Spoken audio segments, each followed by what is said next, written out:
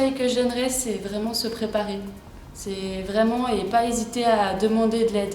Parce que moi, je m'en suis rendu compte aussi un peu trop tard que finalement, on a plein de gens autour de nous, surtout aussi nos professeurs, qui sont là pour nous aider. Et une petite chose qu'on ne comprend pas, après, jour du concours, on peut se dire, finalement, il me l'avait expliqué comme ça, et puis ça vient vraiment tout de suite. C'est vraiment le conseil que je dirais, c'est de la préparation et vraiment pas stresser. Moi, avant de passer le concours Access, ce que j'aurais bien aimé savoir, c'était vraiment au bout de combien de temps avant le concours il fallait commencer à se préparer en fait. Parce que je ne savais pas trop le travail que ça demandait, ni au niveau des révisions. D'accord, j'avais des annales, mais même je ne savais pas trop m'en servir.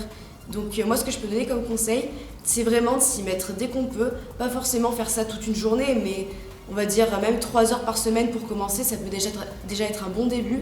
Comme ça, après, on est plus préparé à ce qu'on va nous demander le jour J et on sera moins stressé, on sera plus apte à faire un meilleur travail en fait. J'ai fait un groupe, on va dire, avec des personnes de mon lycée qui passaient aussi le concours.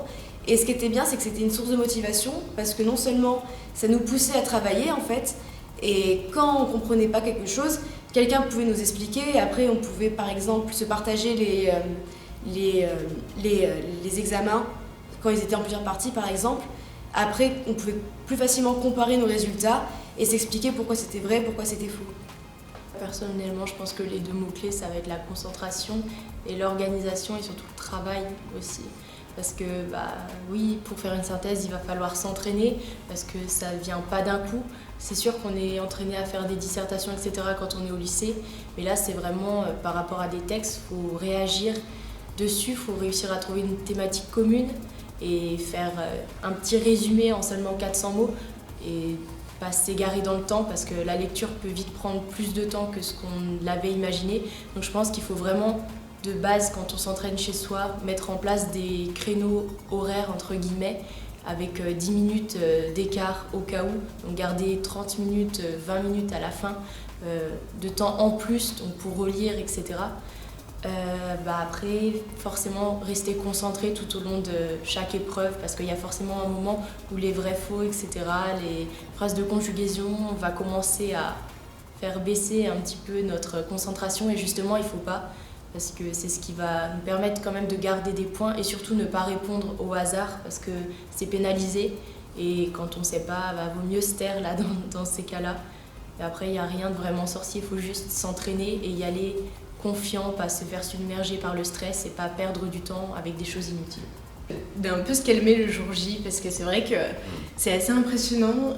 Tu te rappelles la grande salle avec on a plein d'élèves, plein de tables, c'était assez impressionnant et c'est vrai que se mettre dans l'ambiance du concours c'est hyper stressant j'ai trouvé.